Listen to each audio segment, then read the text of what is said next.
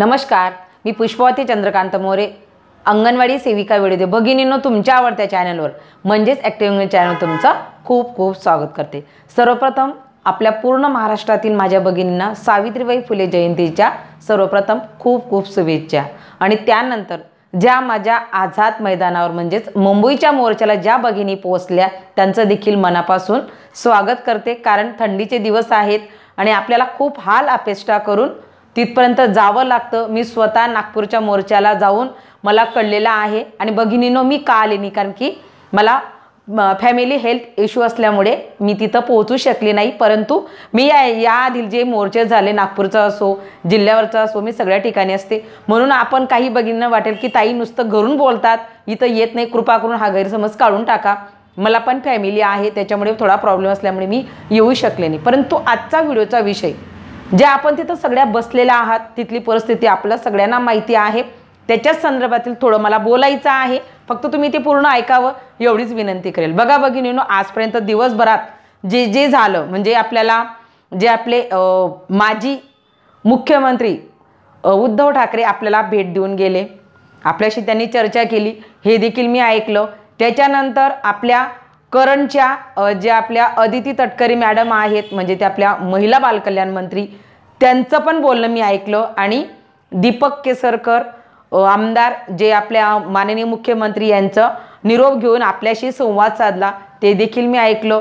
या सगळ्यांच्या बोलण्यातनं मला एकच गोष्ट निष्पन्न झाली की त्यांनी आपल्याला भरघोस मानधनवाढ दिलेली आहे, आपल्याला मानधनवाढची गरज नाही, हा पहिला संदेश त्यांच्या बोलण्यातनं जाणवत होता। दुसरी गोष्ट म्हणजे ग्रॅज्युटी पेन्शन तुमच्या इतर मागण्या मान्य केल्या, ह्या पद्धतीने त्यांच्या सगळ्यांच्या या बोलण्यातनं सगळ्यांना कळलं की सगळ्यांना एकच सांगायचं होतं की तुमचं मानधनवाढ झालेली आहे, तुम्हाला त्याची गरज नाही।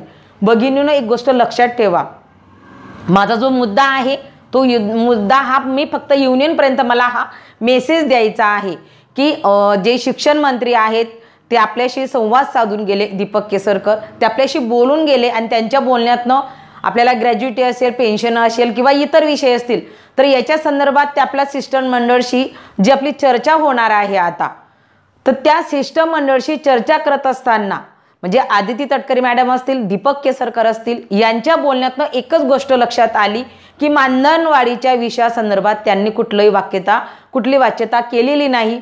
तर माझी आपलं जे सिस्टम मंडळ मुख्यमंत्री साहेबांना भेटायला जाणार आहे त्यांना विनंती आहे की हा पूर्ण महाराष्ट्रातील भगिनींचा प्रश्न आहे की 1 महिना आमचा पूर्ण गेलेला आहे आणि आमचा तुमच्यावर विश्वास आहे।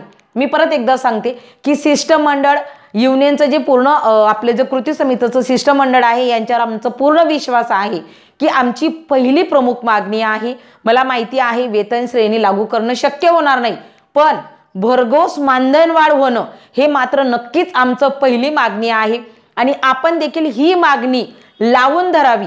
पहिली गोष्ट सकारात्मक चर्चेमध्ये आपलं भरघोस मानधनवाढ होणं हे तुम्ही लावून धरावं। आणि त्याच्यानंतर ग्रॅज्युटी पेन्शन याच्या संदर्भात आदिती तटकरे मॅडम बोलल्याच की हा मुद्दा इथे होतोय, हा मुद्दा तिथं होतोय, म्हणजे त्यांना जसं सांगण्यात आलं तसे त्या बोलल्या, मला देखील तेच म्हणायचंय। पण आपला जो पहिला मुद्दा आहे ह्या 2-3 गोष्टी तुम्ही फोकस करून याच्यावर भर द्यावा, एवढंच मला आजच्या व्हिडिओच्या माध्यमातून सांगायचं आहे।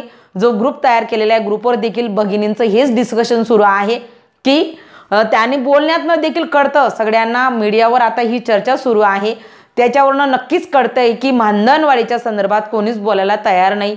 त्यांचं म्हणणं आहे की मार्च महिन्यामध्ये त्यांना 20% मानधनवाढ दिली, म्हणजे सगळेजण हेच बोलतायत, पण मुळात संपात का आलो, आमचा उद्देश काय आहे हे सिस्टम मंडळाने आता समजून घ्यावं।